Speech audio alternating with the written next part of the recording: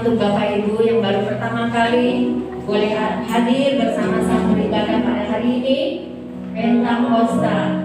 Kita boleh katakan Pentakosta ketiga di akhir zaman ini. Dan kekuatan Tuhan, Raja kita yang duduk di atas tahta, Dia memerintah atas seluruh bumi, dan Dia tidak pernah membiarkan kita semua sebagai yatim piatu, tapi Dia mengirimkan kuasa Roh Kudus-Nya untuk menguatkan setiap orang yang percaya kepadanya. Terima kasih Tuhan Yesus. Haleluya. Setiap orang yang datang hari ini, saya merindukan satu pribadi, sebab Engkau merindukan keintiman dari kami, ya Tuhan. Keintiman dengan Roh Kudus, keintiman dengan Roh Kudus yang Roh Kudus yang lembut, Roh Kudus yang menghibur, Roh Kudus yang menolong. Karena ada Raja di atas segala raja yang duduk di tahta. Mari jemaat Tuhan, kita semua membuka hati kita seluas-luasnya buat kekuatan kuasa-Nya bekerja.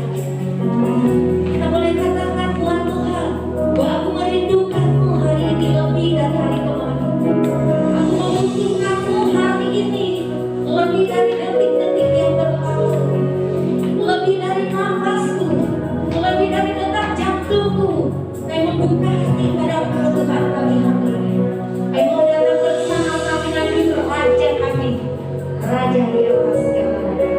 Dan kami perlu mempersiapkan persembahan kami, persembahan korban syukur kami, persembahan syukur dari hati kami. Karena Roh Kudus yang sanggup menghibur kami. Kami tanggalkan segala beban kami hari ini. Kami tanggalkan segala kesibukan kami hari ini. Lukai masuk lebih dalam di hadirat-Mu ya Tuhan. Kami tanggalkan segala kelemahan kami, ketidakberdayaan kami. Kami tanggalkan pagi hari ini di dalam nama Yesus. Dengan hati yang terbuka dan merindukan Engkau Tuhan. Hari ini kami datang. Bapak Ibu boleh persiapkan persembahannya pagi hari ini.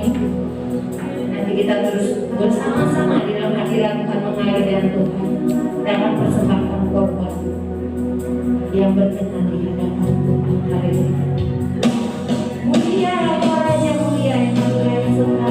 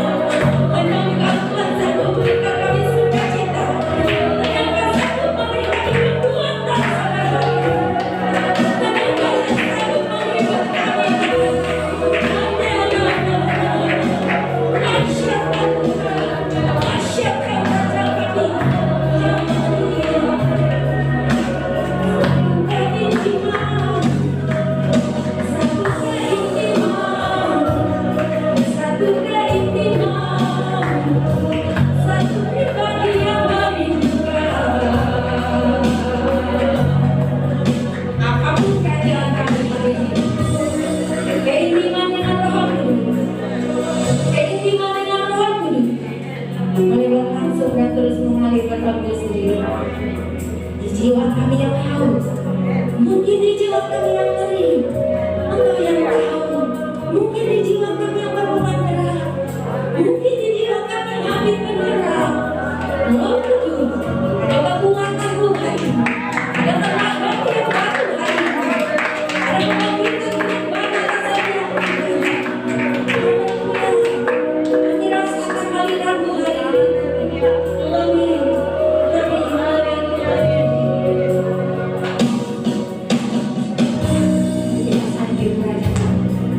Dia layak satu-satunya pribadi yang pantas menerima pengakuan. Thank you. Tidak ada kata bahasa yang lebih yang bisa kami ucapkan. Dan kami mengasihi-Mu, kami mencintai-Mu, Roh. Raja Yesus Kristus.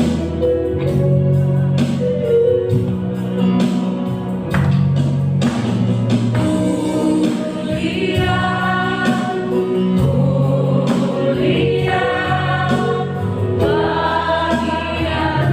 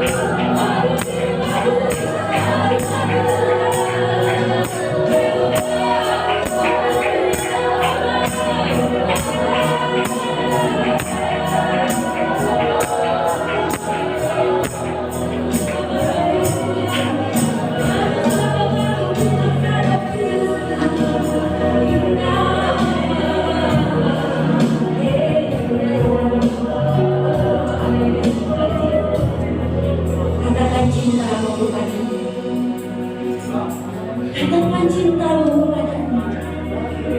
Katakan cintamu masing-masing kepadanya.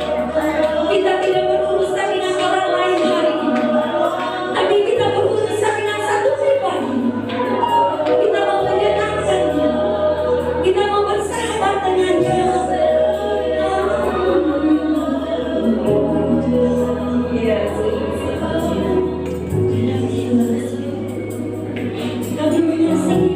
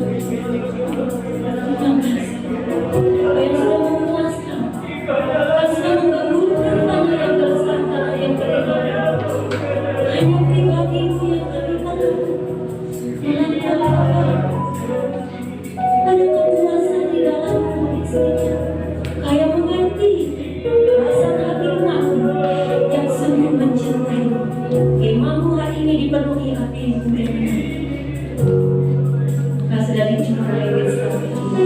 Kami siap memuji, kami siap bersuka cita lebih, kami siap mengagungkan. Roh Kudus tercurah di tempat ini. Haleluya. Kita berdiri kita katakan Roh Kudus tercurah. Nanti sampai persembahan boleh dinyalakan. Roh Kudus tercurah. Terima kasih Pak. Ada kebebasan roh ini, ada kebebasan jiwa, ada kebebasan tubuh kami Tuhan Yesus. Engkau hebat, Engkau dahsyat Tuhan.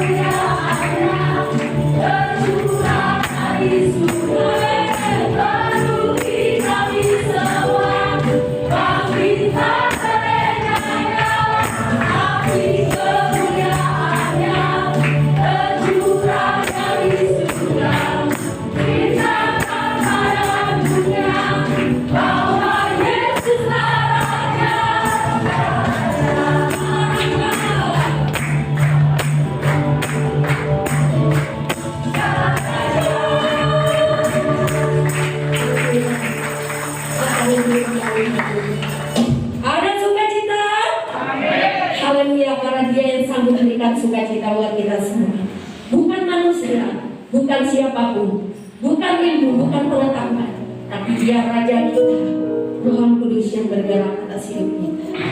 Hari siang menerima firman-Mu hari ini, dan hati yang terbuka dan tulus. Berfirmanlah, berfirmanlah Tuhan. Roh Kudus urapi hamba-Mu. Berfirmanlah, berfirmanlah Tuhan. Ku rindu menikmati sabda-Mu. Berfirmanlah, berfirmanlah, berfirmanlah Tuhan. Silakan hamba-Nya menyampaikan firman. Urapi hamba firman.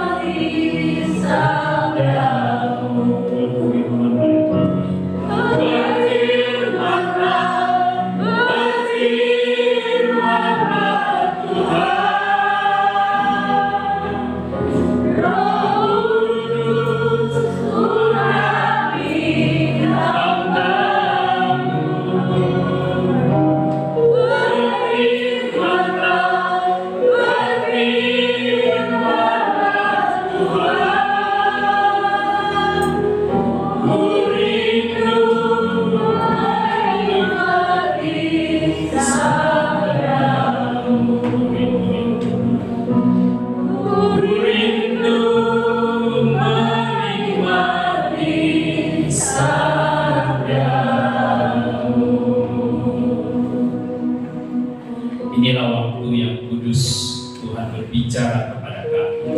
Inilah saat yang terindah dan terbaik. Kami siapkan hati kami untuk mendengar firman. Di dalam nama Yesus kami berdoa. Haleluya. Amin.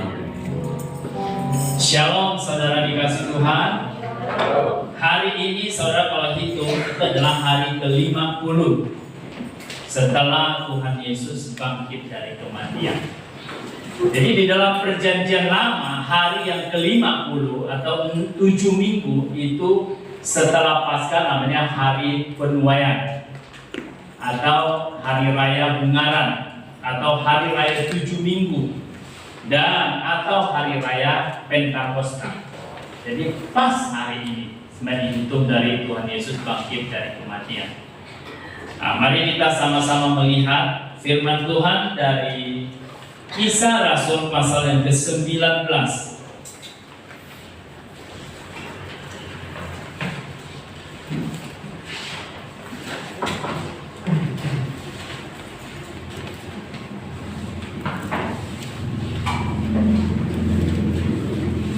Saya akan bacakan dari ayat 1 sampai ayat 6. Kisah para Rasul pasal ke-19 ayat pertama. Ketika Apolos masih di Korintus, Paulus sudah menjelajah daerah-daerah pedalaman dan tiba di Efesus. Di situ didapatinya beberapa orang murid. Katanya kepada mereka, "Sudahkah kamu menerima Roh Kudus ketika kamu menjadi percaya?" Akan tetapi mereka menjawab, "Belum. Bahkan kami belum pernah dengar bahwa ada Roh Kudus." Lalu kata Paulus kepada mereka, "Kalau begitu dengan baptisan manakah kamu telah dibaptis?" Jawab mereka, "Dengan baptisan Yohanes." Kata Paulus, "Baptisan Yohanes adalah baptisan orang yang telah bertobat." Dan ia berkata kepada orang banyak bahwa mereka harus percaya kepada Dia yang datang kemudian daripadanya, yaitu Yesus. Ketika mereka mendengar hal itu, mereka memberi diri mereka dibaptis dalam nama Tuhan Yesus. Dan ketika Paulus menumpangkan tangan di atas mereka, turunlah Roh Kudus ke atas mereka, dan mulailah mereka berkata-kata dalam bahasa roh dan bernubuat. Saudara dikasih Tuhan, kisah di Efesus ini itu adalah kisah murid-murid Tuhan itu sudah kenal Yesus, sudah lahir baru, sudah dibaptis dengan baptisan Yohanes. Dan ketika Paulus datang, Paulus bertanya, kamu sudah menerima Roh Kudus atau belum? Jawab mereka bilang begini, belum. Bahkan kami belum pernah mendengar bahwa ada Roh Kudus. Nah, inilah yang terjadi di kalangan banyak orang percaya. Banyak orang percaya tidak mengalami baptisan Roh Kudus karena beberapa hal. Pertama, mereka bilang, aku tidak tahu bahwa ada baptisan Roh Kudus. Banyak orang Kristen itu tidak tahu bahwa pengalaman baptisan Roh Kudus itu berbeda dengan pengalaman terima Yesus. Di dalam 1 Korintus pasal 12 ayat 3 katakan, saya baca dengan cepat karena bukan ini yang saya ingin tekankan. Dikatakan bahwa karena itu aku mau meyakinkan kamu bahwa tidak ada seorang pun yang berkata oleh Roh Allah dapat berkata terkutuklah Yesus, dan tidak ada seorang pun yang dapat mengaku Yesus adalah Tuhan selain oleh Roh Kudus. Jadi waktu seseorang bisa bilang bahwa Yesus adalah Tuhan dan Juru Selamat saya, itu karena Roh Kudus yang masuk di dalam hatinya. Jadi waktu Roh Kudus masuk di dalam hati seseorang yang belum percaya dan dia mengaku, dan Roh Kudus itu memampukan orang yang belum percaya untuk akhirnya percaya, dan dia mengaku dengan mulut dia dan percaya dengan hatinya karena Roh Kudus yang menolong dan menggerakkan dia. Maka dia bilang Yesus adalah Tuhan. Waktu dia mengaku Yesus adalah Tuhan, maka Roh Tuhan melahirkan dia kembali. Roh dia dihidupkan kembali. Nah, itulah pengalaman pertama orang yang belum percaya memiliki Roh Kudus. Dan banyak orang akhirnya berhenti dapat di situ. Dia bilang saya sudah punya Roh Kudus. Roh Kudus sudah ada di dalam hati saya. Nah, sehingga dia enggak lagi membuka dirinya untuk mengalami pengalaman yang kedua yang ditanya oleh Paulus kepada orang-orang yang sudah percaya di Efesus, beberapa murid, sudahkah kamu menerima Roh Kudus? Jelas Paulus mengerti bahwa di dalam murid-murid ini sudah punya Roh Kudus. Tapi kenapa Paulus bertanya, sudahkah kamu menerima Roh Kudus? Karena Paulus tahu dan seluruh murid-murid di Perjanjian Baru ya di Yerusalem, rasul-rasul juga tahu bahwa pengalaman terima Yesus beda dengan pengalaman dibaptis ke dalam Roh Kudus. Nah, orang-orang Efesus, murid-murid Efesus bilang belum, bahkan kami tidak tahu bahwa ada Roh Kudus. Bayangkan. Nah, inilah terjadi kepada banyak orang Kristen. Mereka tidak mengalami baptisan Roh Kudus karena mereka tidak tahu bahwa ada namanya baptisan ke dalam Roh Kudus. Nah, itu yang pertama. Hal yang lain menghalangi orang mengalami baptisan Roh Kudus adalah karena dia selain tidak mengerti, dia juga takut. Dia takut. Dia sudah tahu bahwa ada baptisan Roh Kudus, tapi dia takut. Nah, sehingga satu kali Yesus pernah berkata, tidak mungkin Bapa yang di surga itu memberikan, ya, ketika orang percaya meminta Roh Kudus, Tuhan memberikan roh yang lain. Kenapa? Karena Tuhan Yesus bilang, Bapa di surga tahu, Bapa di dunia saja, kalau anaknya minta roti, nggak mungkin dia kasih batu. Kalau anaknya minta ikan, nggak mungkin bapaknya kasih ular. Kalau ada anak Tuhan betul-betul rindu Tuhan, kalau memang ada Roh Kudus, saya mau Tuhan.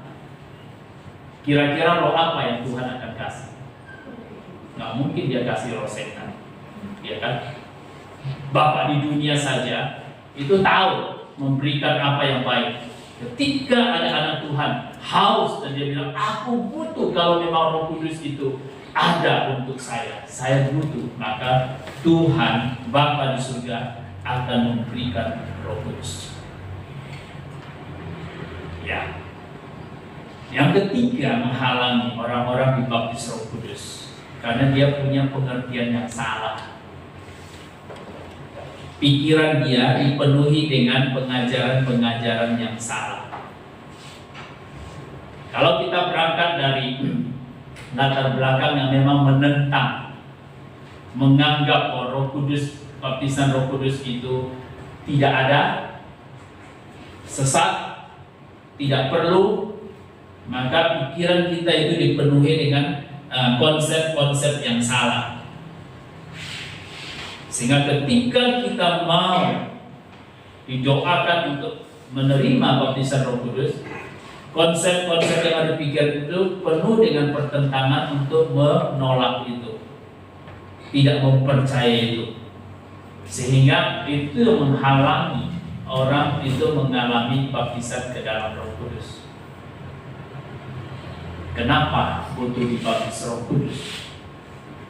Karena Yesus bilang begitu. Rohlah yang memberi hidup, di dalam Yohanes pasal 6 ayat 62. Rohlah yang memberi hidup, daging sama sekali tidak berguna. Rohlah yang memberi hidup, daging sama sekali tidak berguna. Mari kita lihat Kejadian pasal 2 ayat 7.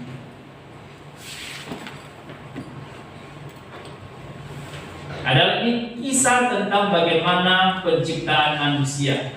Saudara perhatikan, ketika itulah Tuhan Allah membentuk manusia dari debu tanah. Jadi sewaktu Tuhan bentuk manusia dari debu tanah, jadi manusia, tapi mati. Selama tidak ada roh yang dihembuskan ke dalam debu tanah manusia yang mati ini, maka dia tetap mati. Dia tidak bisa hidup. Cara Tuhan menghidupkan manusia tanah ini dengan cara adalah Tuhan menghembuskan nafas hidup. Nafas hidup itu adalah rohnya. Tuhan menghembuskan nafas hidup ke dalam lubang hidupnya. Perhatikan, firman Tuhan katakan, maka manusia itu menjadi roh, bukan roh, jiwa yang hidup, makhluk hidup. Jadi dalam terjemahan bahasa Inggris adalah living soul. Jadi manusia menjadi jiwa yang hidup, bernyawa ketika roh ditiupkan ke dalam tubuh yang fana. Kalau bisa perhatikan, tanpa roh manusia mati. Jadi waktu seseorang mati, itu roh manusia itu meninggalkan tubuhnya. Maka perhatikan, ketika tidak ada roh, maka tubuh itu menjadi busuk. Belatungnya akan muncul, bakteri akan datang. Setelah itu, dia akan kembali bercampur dengan tanah. Jadi mana yang paling penting? Roh. Rohlah itulah yang sesungguhnya manusia sejati itu. Saudara dan saya dibilang aku adalah ciptaan yang baru, aku diperbaharui, aku diberkati, aku adalah. Di dalam Alkitab bilang aku itu selalu menunjuk kepada manusia roh kita. Nah, jadi saya adalah manusia roh. Aku yang sejati itu adalah manusia roh. Aku yang sejati manusia roh ini, aku punya jiwa. dan aku, roh ini tinggal di satu tubuh. Jadi sentral dan utama dari hidup kita itu adalah manusia roh. Roh yang tidak hidup, maka hidup orang itu menjadi sia-sia. Tidak punya tujuan, tidak punya masa depan, dan tidak punya arti kekekalan. Tapi ketika roh seseorang hidup, maka dia menemukan tujuan hidup, menemukan arti kehidupan, dan juga menemukan kekekalan di dalam kehidupan dia. Nah, jadi saudara dan kasih Tuhan, Yesus jelas tegaskan, manusia yang hanya hidup dengan daging tidak ada gunanya. Dia hanya selesaikan kehidupan sampai di dunia ini saja, dan itu juga tidak akan punya dampak yang besar. Karena drona yang memberi hidup, daging sama sekali tidak berguna. Kita tampilkan di dalam Yohanes pasal 6 ayat 62. Yohanes pasal 6 ayat 62. Maaf, 63. Mundur satu menit. Rohlah yang memberi hidup, daging sama sekali tidak berguna. Jadi kalau manusia memberikan perhatian begitu besar kepada tubuhnya, dagingnya, sementara rohnya tidak diberi perhatian, Yesus sedang bilang, kamu sedang tidak berguna. Kamu sedang menggunakan waktumu untuk melakukan sesuatu yang tidak berguna. Tapi kalau saudara dan saya memberikan perhatian yang banyak kepada roh kita, maka tubuh kita akan hidup. Jiwa kita akan hidup. Nah, waktu roh meninggalkan tubuh, maka jiwa itu mati. Jadi munculnya jiwa itu karena roh masuk di dalam tubuh. Maka manusia itu memiliki jiwa. Jadi waktu seseorang mati, rohnya meninggalkan tubuh, maka jiwanya juga mati. Nanti waktu Yesus datang kedua kali, Dia membangkitkan tubuh kita kembali, roh kita itu akan kembali ke tubuh kita menjadi tubuh yang tidak binasa, tubuh yang tidak bisa mati, maka rohnya masuk, maka jiwa manusia menjadi hidup lagi. Nah, jadi terjadinya jiwa karena roh masuk di dalam tubuh. Matinya jiwa ketika roh meninggalkan tubuh. Nah, dikatakan di dalam Alkitab jiwa itu adalah nyawa manusia. Nah, selalu dikasih Tuhan. Ya saudara lihat, kenapa kita butuh Roh Kudus? Tanpa Roh Kudus, hidup kita itu kering, gersang, mati. Orang yang berusaha untuk hidup benar dengan daging nggak mungkin. Selalu ingin kudus, tapi hidup tanpa Roh Kudus nggak mungkin. Selalu akan berusaha terus mati-matian, selalu akan bilang begini, saya nggak sanggup Tuhan hidup benar. Betul. Daging, kemampuan daging kita untuk hidup benar nggak mungkin. Selalu nggak mungkin melakukan itu. Selalu dan saya butuh Roh Kudus. Tapi Roh Kudus kan saya sudah punya waktu saya terima Yesus. Ya, selalu saya sudah jelaskan tadi. Itu adalah pengalaman pertama, pengalaman Roh Kudus membuat saudara saya lahir baru, diciptakan kembali. Tapi Yesus sendiri bilang, Yohanes sendiri bilang, ya di dalam Kisah Rasul pasal 1 ayat 4. Yesus sendiri bilang bahwa kamu akan dibaptis Roh Kudus. Yohanes Pembaptis bersaksi. Waktu Yohanes Pembaptis itu, ya, didatangi oleh orang-orang Israel, dia bilang begini, aku bukan Mesias, tapi dia akan datang, itu akan membaptis kamu dengan Roh Kudus. Itu. Nah, Lukas mencatat itu dan Lukas mengulanginya sekali lagi.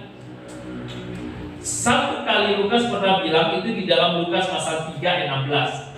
Di dalam Kisah Rasul pasal 1 ayat 4 dan 5, Lukas sekali lagi menekankan Lukas bilang begini, pada suatu hari ketika Yesus makan bersama-sama dengan murid-muridnya, Yesus melarang mereka meninggalkan Yerusalem dan menyuruh mereka tinggal di situ menantikan janji Bapa yang demikian katanya. Kalau kamu dengar daripadaku, sebab Yohanes membaptis dengan air, tetapi tidak lama lagi kamu akan dibaptis dengan Roh Kudus. Bahkan Yesus sendiri menegaskan itu. Tapi banyak orang Kristen matanya tertutup karena pengajaran yang tidak lengkap menjadikan begitu banyak orang Kristen tidak mengalami baptisan ke dalam Roh Kudus. Kalau memang tidak dibaptis Roh Kudus memang nggak selamat. Selamat, kita selamat dan masuk surga. Tapi Yesus masih taruh saudara saya di dunia ini. Dunia sampai hari ini iblisnya belum diikat, belum dilemparkan ke dalam api neraka. Setan-setan masih berkeliaran. Orang-orang yang belum percaya Yesus masih diikat oleh roh-roh jahat. Benteng-benteng dan kubu-kubu didirikan dalam pikiran mereka untuk menentang tentang kebenaran. Saudara mau menginjili mereka bagaimana? Dengan hikmat kita untuk buat mereka percaya? Tidak mungkin. Hanya dengan Roh Kudus untuk memberikan mereka pencerahan. Hanya dengan Roh Kudus yang bekerja menjamah hati mereka. Orang-orang yang tidak percaya Tuhan baru bisa percaya Tuhan. Oleh karena itu saudara lihat betapa pentingnya saudara saya untuk dibaptis ke dalam Roh Kudus. Karena Yesus bilang, ini yang aku janjikan untuk kamu. Dan Lukas menulis di dalam Kisah Rasul pasal 1 ayat 8, kalau Roh Kudus turun ke atas kamu, kamu akan menjadi saksi. Kamu akan memiliki kuasa dinamis, dinamik, kuasa seperti dinamit yang sangat kuat.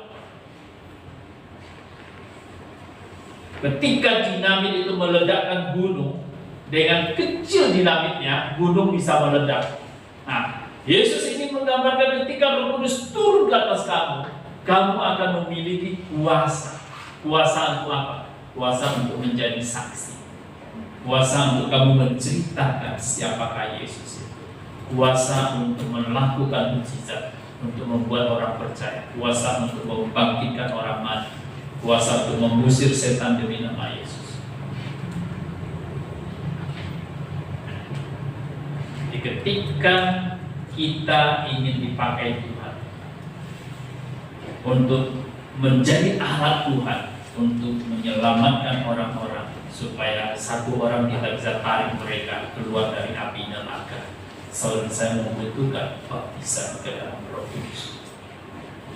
Nah, saya sudah jelaskan ya hal-hal yang menghalangi kita. Terus kenapa kita butuh Roh Kudus? Ya, Yesus sendiri sudah ngomong. Nah, sekarang bagaimana caranya dibaptis Roh Kudus? Tidak ada upacara yang terlalu rumit. Yesus hanya bilang begini. Dalam Yohanes pasal 6 ayat yang 36-37 dikatakan cara untuk dibaptis Roh Kudus itu sangat sederhana.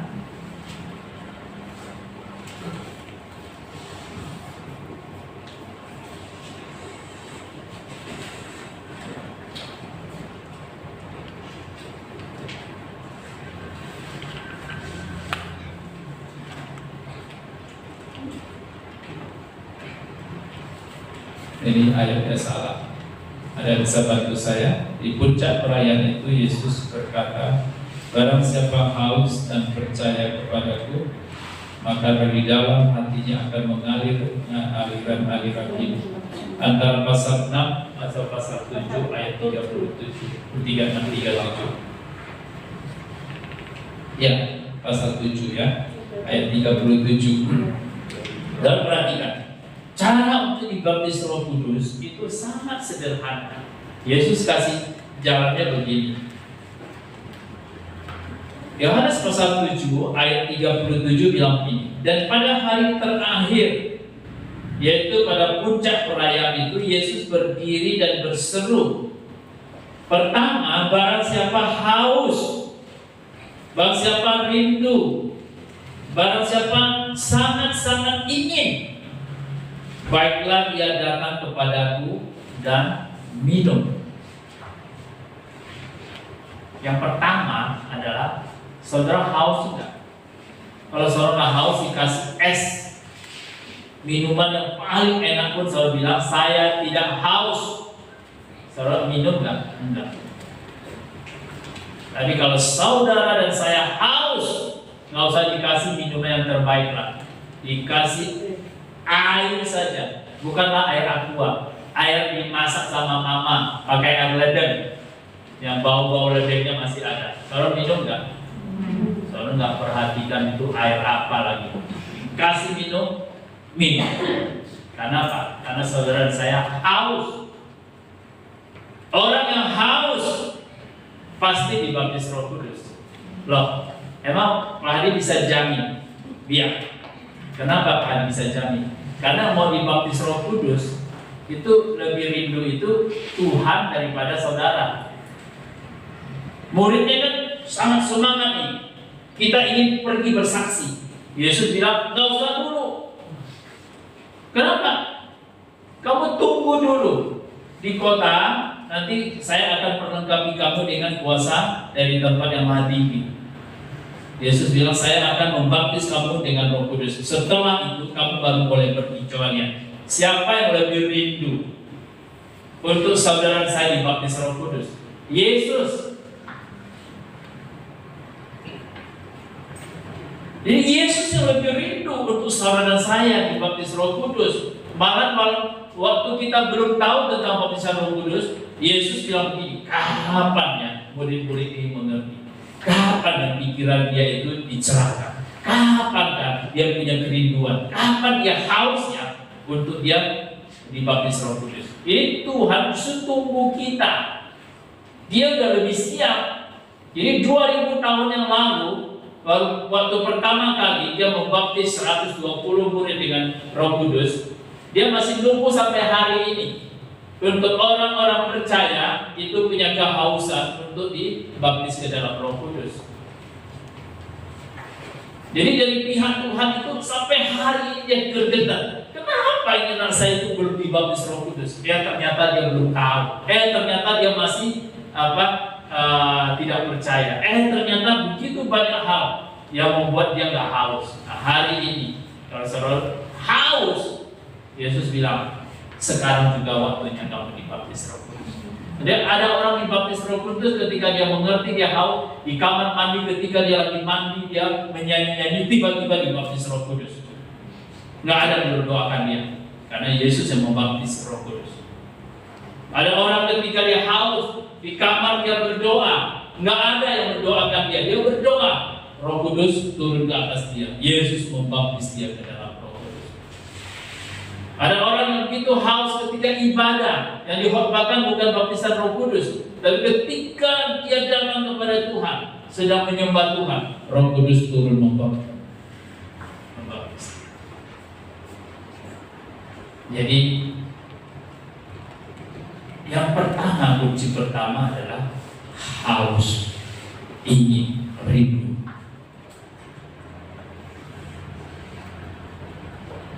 Cornelius dan keluarga itu begitu rindu dengan Tuhan, sehingga Cornelius mengutus hambanya itu untuk jemput Petrus jauh sekali, 3 hari perjalanan. Terus ketika Petrus datang, Petrus khotbah. Lagi khotbah, karena saking rindunya Cornelius, maka Roh Kudus turun ketika sedang khotbah. Mereka penuh dengan Roh Kudus. Bisa saja terjadi ketika saya sedang berkhotbah, karena ada hati yang rindu, Roh Kudus turun ke atas saudara yang rindu. Tidak perlu tunggu. Ada seperti aliran air hidup, ada seperti gerakan di dalam hati ini kayak mau keluar. Itu yang pertama. Yang kedua, ayat 38. Barang siapa percaya kepada apa yang dikatakan Alkitab, apa yang disampaikan, saudara bilang, amin, saya percaya. Maka seperti yang dikatakan oleh kitab suci, maka dari dalam hatinya akan mengalir aliran-aliran air hidup. Yang dimaksudkannya ialah roh yang akan diterima oleh mereka yang percaya kepada. Inilah yang akan terjadi, haus dan percaya. Waktu kita haus dan hati kita sungguh-sungguh percaya, maka dari dalam itu akan seperti mengalir keluar. Makanya orang itu berbahasa roh, tidak dibuat-buat, tapi kayak seperti dari dalam hati ini melompat keluar, menggerakkan bibir, menggerakkan lidah seseorang itu untuk mengucap, tidak dibuat-buat, ya, karena bahasa roh nggak bisa diajarkan, dilatih. Ini lo ngucapin, enggak. Makanya kalau dilatih kan jadi aneh, bala. Nanti di komentar, kok orang Kristennya bala terus, makanya banyak COVID ini. Bala kan pernah kan ada yang bisa menjadikan perawan. Orang Kristen kenapa bilang bala? Mungkin bahasa rohnya kayak gitu. Tapi kalau dilatih ya aneh. Jadi ketika Roh Kudus turun ke atas kita, dari dalam hati kita itu kayak ada aliran yang ingin keluar. Nanti mulut kita, lidah kita itu otomatis ingin mengucapkan sesuatu. Kalau dia ingin mengucapkan sesuatu, saudara jangan tahan. Saudara jangan tahan. Tunggu dia gerakan saya sungguh-sungguh, kalau saya yakin itu dari Tuhan. Kalau saudara tahan ya saudara nggak akan mengalir. Namanya air kan mengalir. Saudara harus mengalir bersama dengan air. Air mengalir, aliran air hidup. Saudara harus mengalir bersama dengan Tuhan. Kalau ada gerakan dari dalam hati kita rasanya ingin mengucapkan sesuatu, biarkanlah ucapkan sesuatu.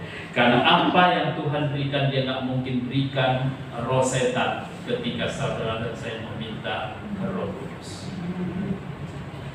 Ya, jadi sangat sederhana. Kalau ditanya sekarang sudah tuntas. Kalau tak, siapa yang lebih ingin? Yesus. Gimana caranya? Haus, percaya. Apa yang menghalangi saudara lagi? Kalau tidak ada menghalangi, mari kita berdoa untuk minta Roh Kudus, untuk meminta Yesus membaptis saudara ke dalam Roh Kudus. Karena Dia ingin saudara saya hidup dalam kemenangan. Dia ingin saudara memiliki hidup yang berkemenangan.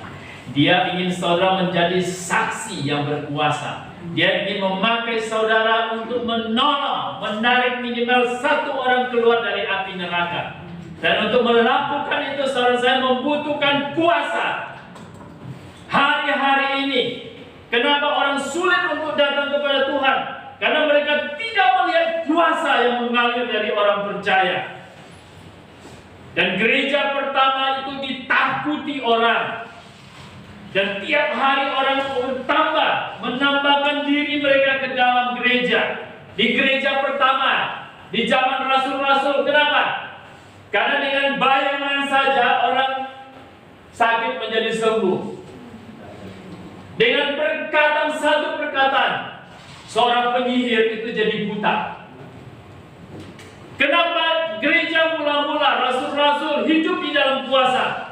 Kalau saudara perhatikan dalam kisah para rasul, perkataan Roh Kudus itu banyak sekali.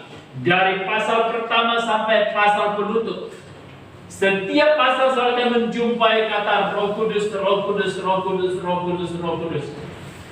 Jadi kisah para rasul itu adalah kisah tentang Roh Kudus.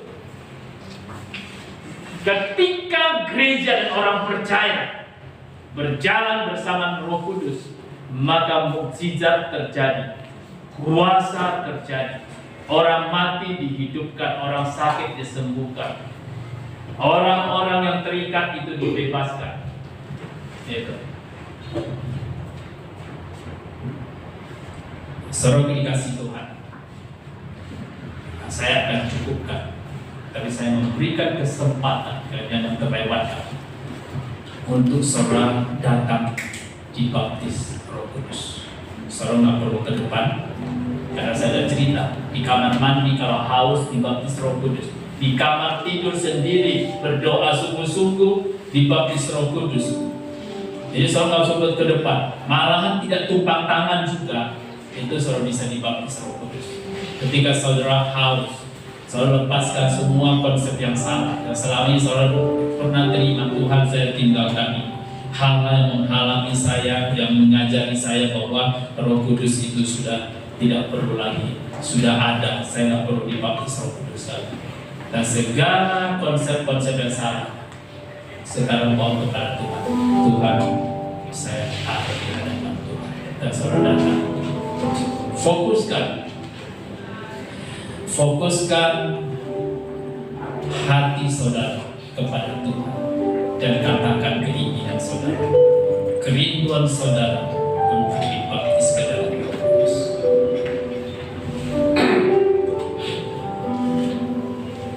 Singer boleh maju ke depan dengan kelompoknya juga.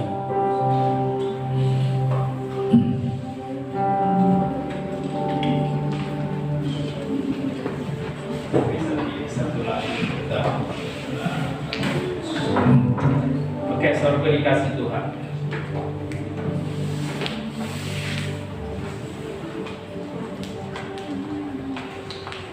Jadi yang belum dibaptis Roh Kudus, saudara tahu sendiri kan siapa saudara yang belum dibaptis Roh Kudus.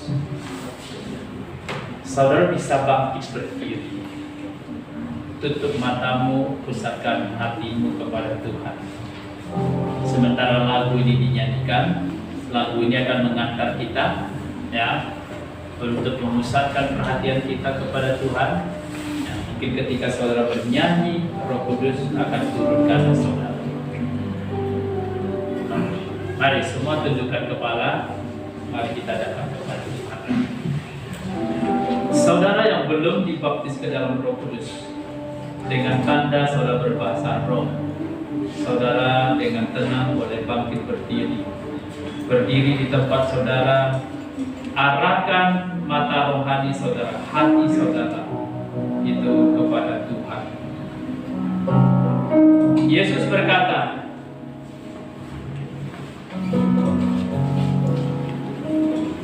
barang siapa haus, baiklah ia datang kepadaku, kata Yesus.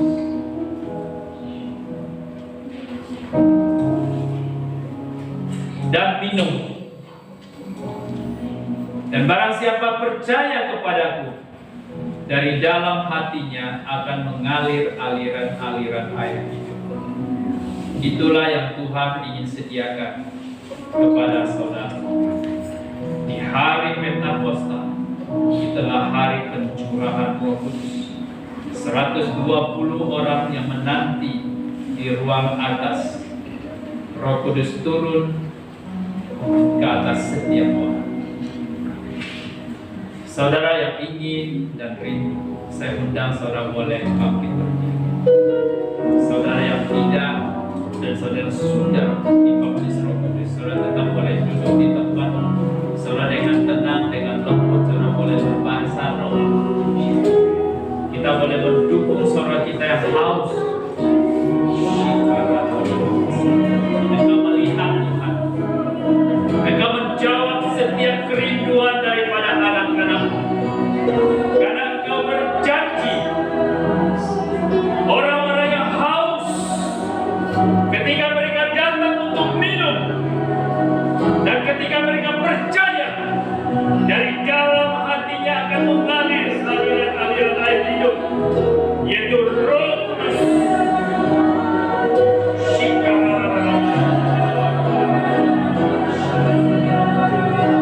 Anda yang rindu, Anda tahu bahwa Anda belum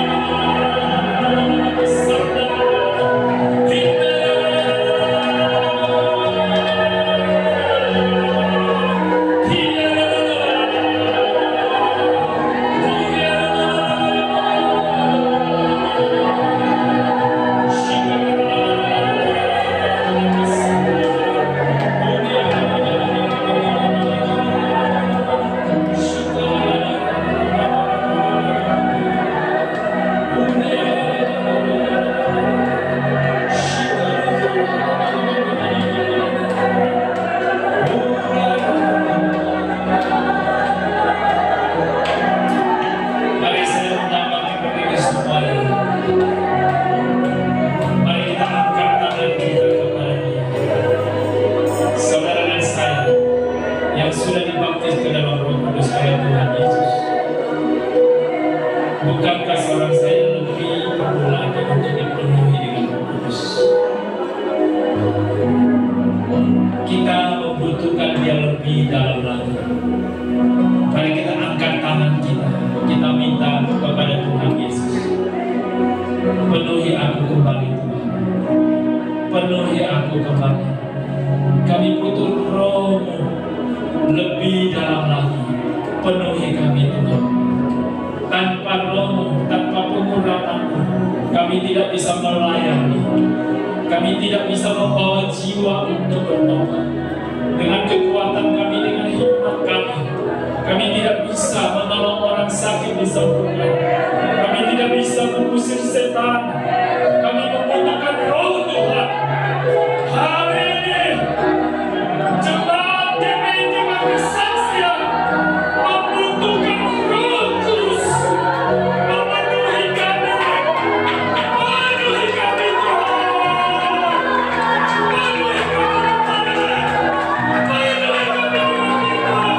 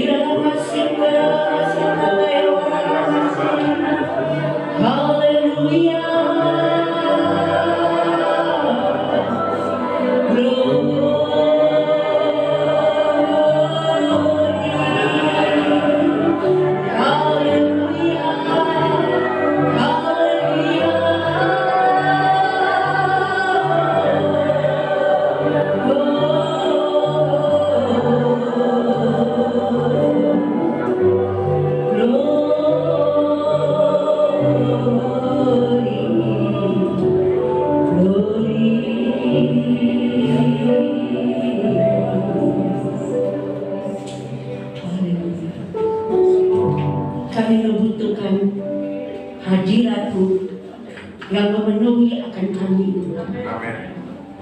Kami membutuhkan Roh-Mu yang berkuasa memenuhi akan kehidupan kami, Tuhan Yesus, supaya dengan kuasa pengurapan daripada Roh Kudus yang bekerja dalam kehidupan kami, kami akan pergi untuk bersaksi, ya Tuhan, dengan kebenaran daripada Tuhan, dengan kuasa daripada Tuhan. Kami menyaksikan akan perbuatan Tuhan yang besar dan ajaib atas kehidupan kami, dan kami diperlengkapi oleh kuasa Roh Kudus, supaya dengan demikian kami dapat memperlengkapi banyak orang yang membutuhkan akan Engkau, ya Tuhan.